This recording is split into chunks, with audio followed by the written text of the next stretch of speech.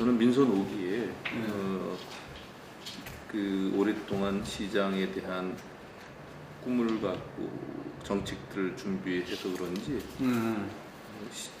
당선된 날 그리고 또 취임하면서 바로 제가 구상했던 사업들을 시행을 했거든요. 처음부터 좀 달랐네요. 예, 그래서 시행착오라든지 아니면 또 이행기간이라든지 이런 건 없었어요. 바로 했고요. 그래서 민선 5기에 첫 해부터 상당한 가시적인 성과를 냈다고 생각하고요.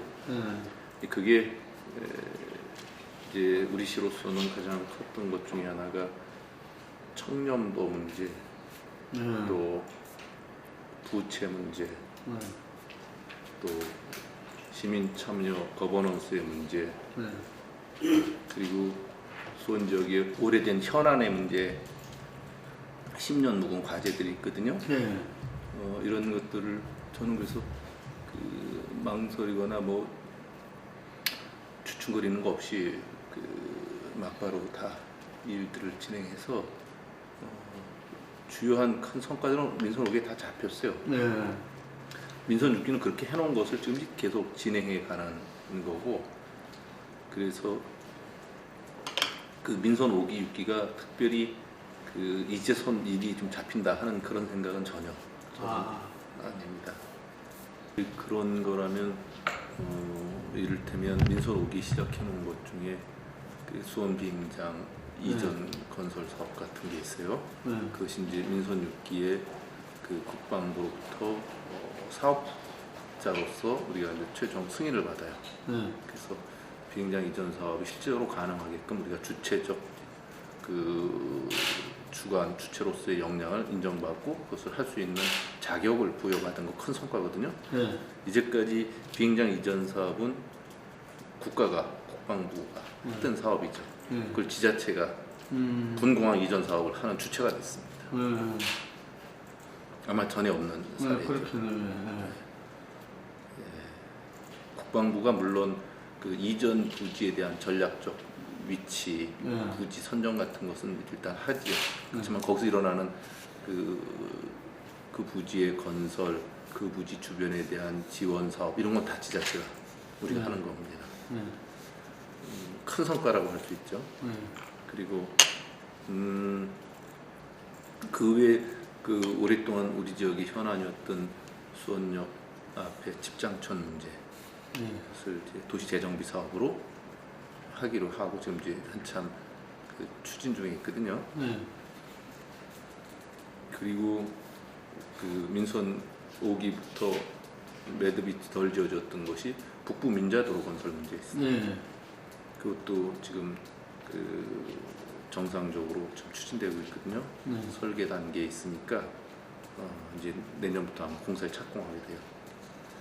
그리고 이제 덧붙이면 컨벤션 센터 건립 문제 이런 것들이 다 구체화돼서 이제 곧 사업이 착수가 되는 사업들이 이렇게 굵직굵직한 것들이 있어요. 또 민선 5기 사업 발표를 해놨다가 민선 6기 1년 내내 저를 그 상대방 후보 측에서 고발해서 1년 동안 검찰이 수사를 했던 수원 서수원 R&D 사이언스 파크라고 하는 연구개발단지 만드는 게 있어요. 그것도 우리 시가 이제 검찰의 무혐의 최종 통보를 받고 1년이 지났죠. 1년이 그 사업을 중단할 수밖에 없었는데 그것도 이제 본격 착수되게 됐고요. 이렇게 수원 100년 성장의 발판에 되는 것들을 이제 본격적으로 추진할 수 있게 된 거예요. 사실은 이제 그 지금 우리 시가 전국적인 수준에서 보면 불교부 단체, 지방자치단체, 기초자치단체 중에는 불교부 단체라고 해서 그 6개가 있어요. 재정상편이 그중 나은 거죠. 그것도 이제 경기도에만 있습니다.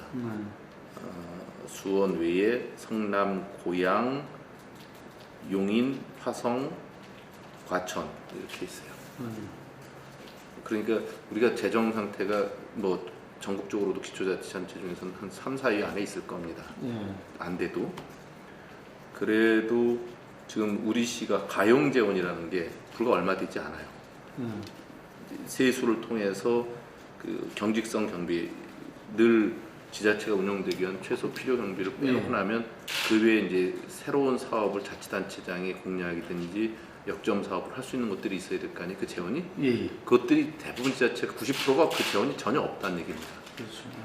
근데 그 중에서 그래도 그게 좀 있는 우리도 지금 이게 몇 년간이나 또 가능할지 모르겠어요. 왜냐하면 계속적으로 복지비 매칭되는 부담이 커지고 또 지역 경제도 점점 더 어려워지고 재정 자립도도 점점 더 떨어지고 이런 추세잖아요.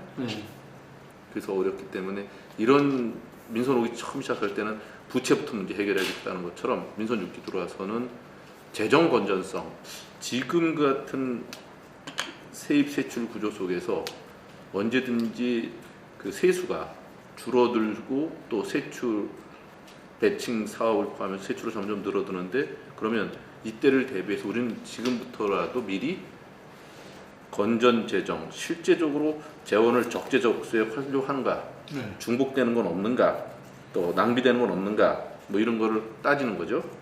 그리고 이제 그 민간에 위탁한 사업이라도 민간 위탁 사업이 실제로 효율적으로 진행되고 있는가, 이런 것들, 또 특별회계면 특별회계가 제대로 관리되고 있는가, 장기 미집행 시설 같은 경우는 실제로 거기에 예산이 제일 적절하게 낭비적이지 않게 그 투여되고 있는가, 이런 재정 현안을 점검해 보는 게 꼭 필요했어요. 그래서 민간 재정 전문가, 이를테면 재정 분야 교수, 회계사, 건축사 이런 사람들이 그 20명이 넘게 건전 재정 추진단을 만들어서 여기서 그 이런 실제로 그 세출 부분에 대한 전체적인 점검을 하고 또 세입 부분도 지방세 세외 수입이라든지 또 체납세를 지금 어느 부분에서 얼마큼 갖고 있는데 이걸 최소한 줄이기 위해서 그 어떻게 할 것인지 이런 걸 다 점검하는 거예요. 그래서 별도로 조직으로 체납세 징수단이라는 걸 별도로 만들었어요. 아주 고약한 그 탈세나 뭐 저 위장 그 저 재산 관리를 하는 사람들, 이런 사람들 적발해서 그 세입 기반을 확충한 거죠. 이런 걸 통해서 그 세입 부분을 더 확충하고 세출 부분을 더 그 꼼꼼히 따져서 하겠다는 것이 건전재정 추진단이에요. 아마 어떤 사람들로 구성되어 있는 겁니까? 재정 분야 교수라든지 회계사, 건축사 이런 민간 분야의 전문가들이에요. 재정 전문가. 이를테면 이재현 교수가 지방재정의 제일 전문가거든요. 그분이 이제 수원 사시고 우리 이제 자치분권 협의회 회장도 하시는데 이제 이 건전재정 추진단에도 중심적으로 참여하고 계시죠. 실은 100만 도시 특례는 우리 박근혜 대통령의 공약이기도 했습니다. 그래서 지방자치발전위원회에서 이 100만 도시 모델에 대해서도 과제 검토를 하고요. 그리고서 지금 나온 것이 그 100만 도시에 대해서는 특정시라고 하는 이름을 붙이는 것도 저 지방자치발전위원회 결과로 나와 있어요. 근데 우리는 이름 하나 붙여주는 게 문제는 아니다. 실제적으로 다른 데는 이전에 100만이 되면 광역시로 해서 교부금도 달라지고 직접 지자체 권한 수준이 달라지잖아요. 행정 서비스의 질이 달라지게 돼요. 그러면 그럴 수 있는데 우리는 기초로 100만이 넘은 지 14년이 되도록 묶여 있으니까 불이익이 많고 차별이 많잖아요. 그리고 행정에 지금 수요가 넘쳐나서 공무원들이 굉장히 일에 대해서 과잉해서 다 탈이 나 있어요 지금. 공무원 1인당 주민의 수가 우리가 430명이에요. 50만 이상 대부분 도시가 350, 60명 수준이거든요. 그보다 한 7, 80명이 더 많죠. 전국 평균으로 보면 한 270, 80명이니까 그거보다도 한 150, 60명이 적은 거예요. 그 150, 60명이 우리가 더 많은 거죠. 담당하는. 그러는 가운데 우리는 또 거점 도시 역할을 해서 수원 인근에 사는 사람들이 다 수원에서 행정 수요를 그 감당하고 있어요. 그러니까 실제 인구는 125만인데 여기서 행정으로 감당해야 될 인구의 수는 한 150만이 되는 거예요. 그러니까 저 150만이면 대전시거든요. 근데 대전시에 관련된 같은 자치구도 아닌데다가 예산 규모도 다르죠. 공무원 숫자도 훨씬 적죠. 굉장히 불이익이라든지 그 동맥경화 현상을 보이고 있는 거예요. 그래서 그것 때문에 100만 도시에 우리 광역시를 안 만들어도 좋으니까 특례적으로 조직 권한과 재정 권한을 좀 달라. 그리고 우리가 경기도 안에 있겠다. 이런 취지거든요. 특히 이제 경기도 안에는 우리가 125만이지만 100만이 간 넘은 고향이 있고 100만이 호텔, 성남과 용인이 있으니까 이때까지 다 생각해 보면 다 분리돼서 나간다 그러면 곤혹곤란스럽잖아요. 거기다 이제 경기도도 결단코 반대할 거고 우리는 그래서 경기도 안에서 자치 권한과 조직 권한, 재정 권한을 조금 더 숨통을 열어주고 우리 공무원들 너무 힘들지 않게 하고 그리고 시민들에게 보다 나은 행정 서비스를 할 수 있는 최소한의 기반을 만들자.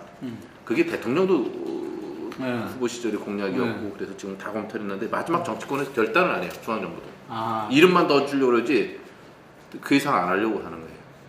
일본에는 그 비슷한 사례가 많아요. 그러니까 정령지정시라 그래서 100만 도시는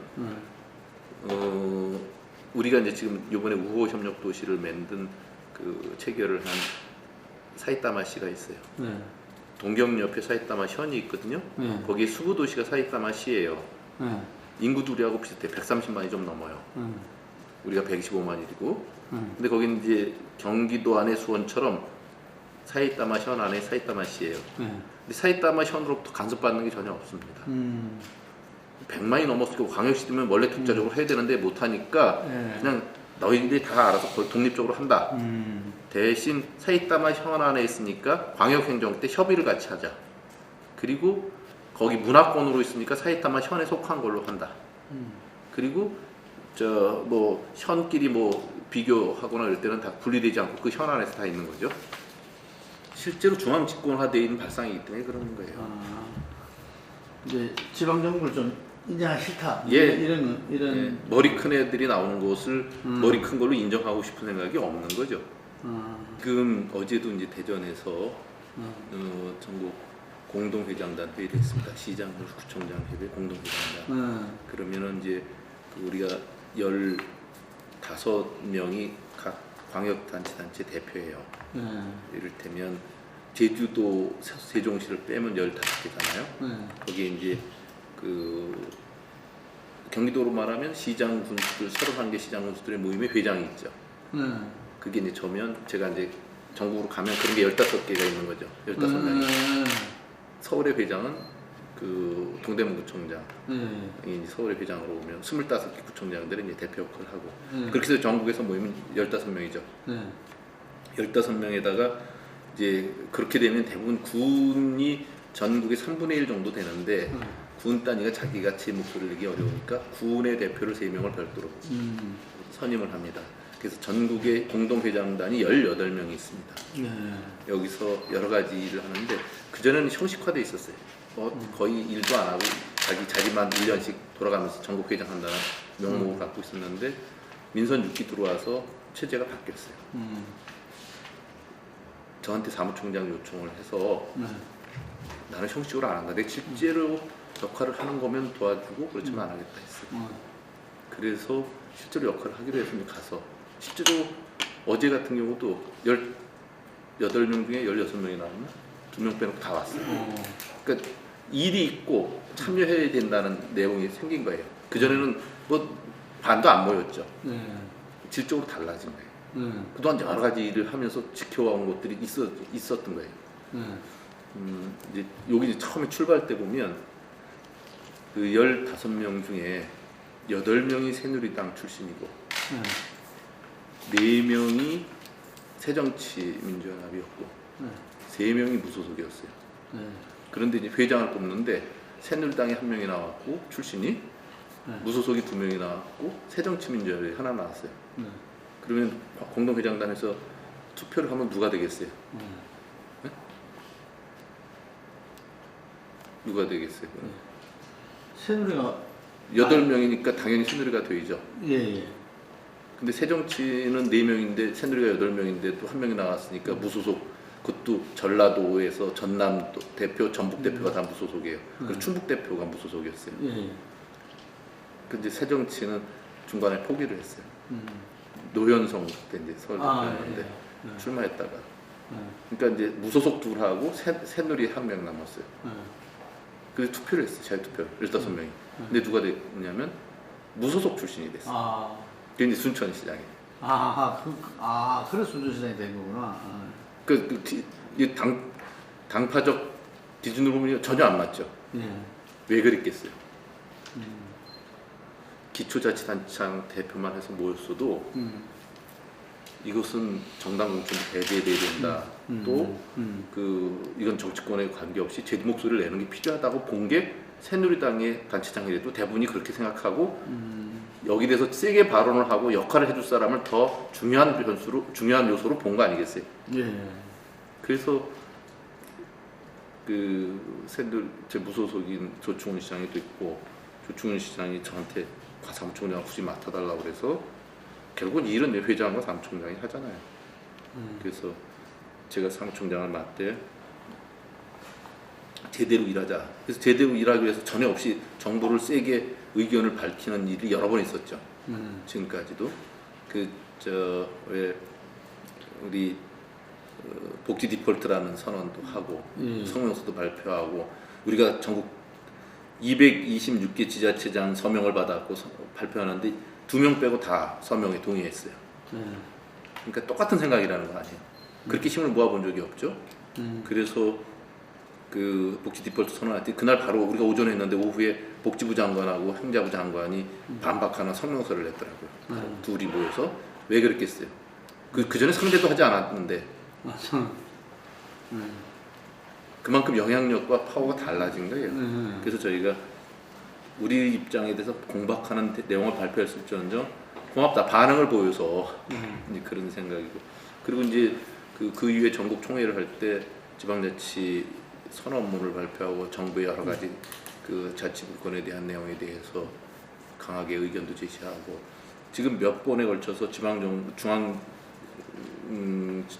정부의 반자치적 여러 정책에 대해서 우리 입장을 밝히는 성명서도 채택하고 계속 요청도 하고 그래서 이를테면 지방자치발전위원회에서 구청장 없애고 그러는 때 우리가 나와서 데모도 하고 성명서도 발표하고 그러는 것들이 계속 있어왔죠.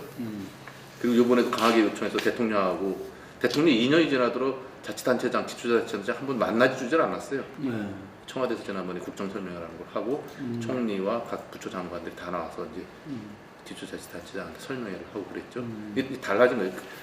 그게 이제 여러 가지가 요인이 있는데 그 흐름 중에 하나가 민선 5기 때 쌓였던 혁신적 마인드의 자치단체장들이 민선 6기 대부분 당선되면서 재선되면서 지방 정치권의 지방자치단체들의 정치적 목소리가 나오기 시작한 거예요. 아직도 새누리당은 그 분위기 없지만 새정치민주연합만 해도 그래서 지난번에 박우석 부총장을 최고위원으로 만들어 보려는 시도들이 거기서 있었죠. 이번에 이제 새정치민주연합에서 자치분권 전국 지도자회의라는 걸 만들었죠. 그리고 이제 거기서 지금 이제 중앙당의 혁신위원회 여러 가지 입장에 대해서 계속 발표를 하잖아요. 중앙에서 볼 땐 지방자치단체들이 다 개별화돼 있고 지들이 뭘 정치를 알아 이런 개입하면 안 돼 이런 생각으로 지금 가지고 있다면 우리는 정면으로 그걸 반박하고 있는 거고 행동으로 차츰 나타나고 있는 거예요. 지금 이제 본격적인 지방자치가 20년 실시되면서 내부 역량은 축적됐고 정리가 됐는데 중앙 정치권이나 중앙 정부가 그걸 아직도 못 깨닫고 있는 거예요. 지방에서 어떤 영향을 미치는지 모르겠는데 우리는 혁신도시로 제일 많은 기관이 이게 떠나보내는 것이고 우리가 제일 많이 보내는 데입니다. 그리고 면적으로 제일 많은 데가 보냈어요. 우리는 농촌진흥청과 산하기관이 다 있었기 때문에 그게 뭐 200만 평 많은 200만 제곱미터 넘는 그런 많은 땅이었거든요. 우리 시 입장은 여기 이제 지방행정연수원이 전주, 완주로 갔어요. 그 전에 사무관 이상 되면 다 수원을 거쳐서 한 달 이상 여기서 먹으면서 우리 화성도 돌아오고 그랬던 기업들이 이 사람이 이제 없어지게 된 거예요. 수원으로 보면 굉장히 기후요인이 없어진 거죠. 세수가 확충돼서는 아니에요. 그럼 뭐 얼마 되겠어요? 그런데 연수원 안에 있는 그 앞에 하숙존 좀 있었는 건데 그리고 술집 좀 살렸다는 거지. 그건 아니었는데 어떤 거냐면 수원이 행정사무관들, 지방행정사무관들의 일종의 이제 승진시에 거쳤던 통과 의뢰 같은 도시였어요. 그게 없어지는 좀 아쉽죠. 그거보다 더 큰 일은 그 행정연수원으로 보면 대부분 인구의 반이 서울에 있으면서 두뇌의 대부분이 또 3분의 2가 여기 있잖아요. 행정연수원의 연수의 질과 교수진이 많이 어려움을 겪을 거야 아마. 그렇잖아요. 그 돈이면 그 전에 주던 금액은 이거 교통비밖에 안 되는 시기니까. 그런 게 있을 거고. 또 하나는 특히 농촌인후청 같은 경우 정조대왕 시절부터 여기가 영농과학의 중심지였어요. 그런 특성이 무시되고 그냥 간 거예요. 그러니까 여기 녹색혁명의 발상지고 중심지였는데 이거는 하루아침에 이루어진 게 아닌데 이게 없어진다는 건 국가적으로 큰 손실이라고 봐요. 근데 그걸 효율 공간 대배치 계획만 갖고 밀어붙인 거예요. 그게 좀 아쉽죠. 서울이 블랙홀이지 사실은 경기도는 그 오히려 수도권이라는 이름 때문에 역차별된 게 굉장히 많습니다. 경기도의 반 지역이 접경 지역, 해안 지역, 또 그 상수원 보호구역 그래요. 여기 주제가 2중 3중이잖아요. 사실은 거기는 거기대로 골면 소리가 커요. 그래서 저는 수도권, 비도권 이 이분법 논리는 안 맞다. 가장 어느 곳에 있어야 지역 발전과 국가 균형 발전에 도움이 되겠냐 이걸 갖고 보자. 그걸 수도권인 거 다 비수도권을 분산시키는 것만 있는 건 아니다. 그러니까 첨단의 연구소를 같이 끼고 있어야 될 제조공장은 우리나라에 못 있고 중국으로 가잖아요. 파주가 그나마 열어놨고 파주 LCD가 돼갖고 정만큼 사실 저거 지방으로 보냈으면 못하는 거예요. 무슨 얘기인지 감이 오시잖아요. 그러니까 이게 무조건 강제로 배치시킨다는 게 아니라 그 산업군에 해당되는 거, 그 역사적 배경 또 그 산업군의 특징 이런 걸 보고서 해야 될 일이 아니었나. 그렇다고 지금 뭐 혁신 도시 플랜들을 지금 진행되고 있는 걸 뭐 되돌릴 수도 없는 거니까 그 이후에 더 그런 과잉한 정책, 좀 그 배경과 이런 것들을 좀 따져가면서 해야 될 것들은 좀 더 따져야 되지 않겠나 하는 생각은 있어요. 알겠습니다. 저는 이런 시도는 절대적으로 필요했다고 봐요. 그리고 경기도가 그렇지 않았으면 아마 남경표 지사님은 자기가 그래도 꿋꿋한 것을 상당 부분 더 어려움이 컸을 거라고 봐요. 근데 어쨌든 새정치민주연합에 상당히 많은 파트너가 기존에 이제 그 사전 협의 과정을 통해서 조율된 거 아니겠어요?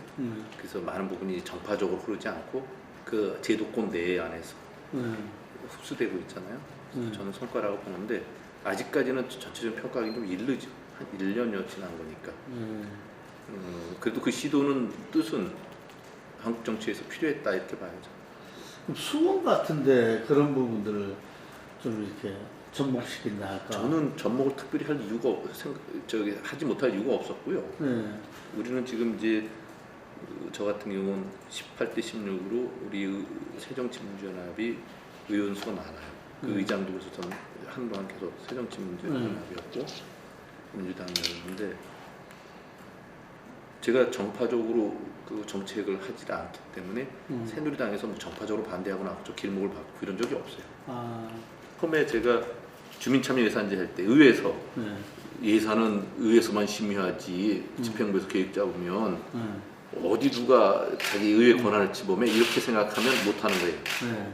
근데 의원들이 처음에 그런 생각이 일부 있다가 참여해서 협의하는 과정 보니까 아 이거 의미가 있잖아요. 자기 지역의 일을 가장 잘 아는 주민들이 제안하고 그걸 여러 단계를 통해서 검증을 통해서 그 선정해내고 의원들도 적극적으로 참여하게 됐어요. 그때 참여했던 의원이 민선 6기도 와서 지금 시의원이 그때 참여했던 주민대표가 시의원이 현재 되기도 하고 또 마을 만들기 보니까 이 시장이 이게 자기 사조직 맺는 거 아니에요? 각 동네별로 이렇게 생각했죠. 근데도 이제 어쨌든 그 대놓고 반대할 수 없었을 거고 그리고 이렇게 참여하면서 자신도 옆에서 보니까 주민들이 직접적으로 자기 동네 일에 공동체 문화를 만들고 그 사업도 하는데 하고 또 시장은 그 선거 조직처럼 이용하지 않으니까 이제 참여를 자연스럽게 하는 거예요. 그러니까 그것이 정파적으로 갈 이유가 없어져 버린 거예요. 지금 야당은 노무현 대통령 시절부터 여당일 때나 여당일 때나 극심한 분리, 분열 이 현상들을 겪고 있지 않습니까? 예. 특히 주류 비주로 늘 나눠져서 예. 그렇게 그 국민들 눈에 보면 별로 이렇게 의미 없는 그 밥그릇 싸움 같은 거 계속 하고 있다고 보여지지 않습니까? 예. 특히 내년 총선을 앞두고는 결국은 자기 밥그릇에 모든 기준이 맞춰져 있기 때문이라고. 한 10년 이상 됐다 그래요. 전부 다. 이 현상이. 그래요. 그러니까 실제로 대표를 뽑아놓고 대표 임기를 보장하면서 그 안에 자신 있게 일할 수 있게 해준 적이 없어요. 그것이 전통이 안 지켜지는 한 다음번에 누가 돼도 그렇지 않겠어요? 대통령도 옳건 그르건 5년 뽑아놨으면 지금 이제 무조건 5년 가는 동안은 무조건 그 직위에서 일을 하는 것을 기본으로 하잖아요. 근데 우리는 대표 임기 2년이면 2년을 지켜주질 않는 거예요. 왜냐하면 다음번 밥그릇에 저 사람이 유리하냐 불리냐 그걸까지 감안해서 대표를 뽑았을 거 아니에요. 그리고 그 결과 나오면 승복해줘야 되는 거 아니에요. 혁신 계속 흔들리고 또 선거 그 과정 중에 뭐 선거가 중간 선거가 몇 번 있고 그러면 그때마다 그 승리냐 실패냐 갖고 대표를 바꾸고 그러면 그 대표가 되겠어요. 근데 지금 어쨌든 간에 일은 지금 벌어져 있는 거 아니에요. 예. 혁신 그래서 이제 다 중간 단계로 혁신위를 만들고 거기에 대해서 그 다들 그 혁신위 안에 좀 따라주기로 한 건데 저는 이것이 문재인에 유리하게 혁신위가 그 공천 또 혁신의 안들 잡았다 이렇게 생각하지는 않아요. 유리한 것도 있고 불리한 것도 있겠죠. 근데 그걸 누가 유불리로 관점으로 볼 게 아니라 그래도 객관적으로 충정심의 입장에 있는 사람들이 혁신위원이 돼서 뭔가 룰을 세팅을 하기로 하면 좀 그 룰을 좀 따라주는 것이 필요하지 않겠어요? 내년이 이제 화성 축성 220주년 되는 해요. 네. 근데 화성 축성 200주년 되는 해 때가 1996년이었어요. 그때 이제 민선 자치단체장 1기 시절이에요. 자치단체장이 뽑히고 나서 1년 후에 그때 우리는 그 예전에 수원 화성이 행궁이 있었던 자리를 일제시대 때 행궁을 없애고 거기다가 도립병원, 경찰서, 영안실 이런 걸 넣었어요. 그래서 민선 1기 들어와서 제일 먼저 한 일 중에 하나가 그 경찰서, 도립병원 이거 딱 옮기게 하고 거기에 행궁을 복원하는 일이었어요. 그러면서 수원성 화성 축성 200주년 기념 사업을 했어요. 그래서 이제 그 이후 화성 행궁이 다 완성이 됐어요. 지금 행궁의 부속 건물도 지금 계속 완성해 가고 있어요. 220주년 되는 내년에 지금까지 우리가 해왔던 일에 대한 점검을 하고 화성 행궁이 복원되면서 이제 관광객이 기본적으로 이제 한 4,500만 가까이 됐어요. 근데 이게 이제 반나절 투어예요. 용인, 민속촌, 에버랜드 가면서 잠깐 들리거나 뭐 이런 식으로. 그래서 지역 경제에 많이 오긴 하고 도움이 별로 안 돼요. 그렇군요. 네. 그래서 한나절이 아니라 하루 프로그램, 1박 프로그램이 되기 위한 것이 필요하다. 그래야지 지역 경제에 직접 도움이 된다. 그래서 그 우리가 갖고 있는 관광 자원을 한번 종합적으로 점검하고 도약할 수 있는 그 어떻게 보면 계획의 기점 이게 필요했어요. 그게 이제 화성 220주년 기념, 화성 축성 220주년 기념으로 수원 방문회, 수원 화성 방문회를 하게 된 거예요. 그래서 관광객 목표는 한 700만 원을 잡는데 실제적으로 700만 명이 우리 지역 경제에 도움이 되는 사람이 될 거 아니에요? 그래서 그 여러 가지 수원 화성 방문회에 대한 기념 이벤트들을 행사들을 몇 가지 구성하고 있고 그에 따른 인프라들도 더 확충하고 있고 그래요. 그것이 우리는 낭비되는 게 아니라 행사성 경비가 아니라 도약하게 한 발판을 만드는 그런 특별한 의미를 갖는 거다 이렇게 생각을 하거든요.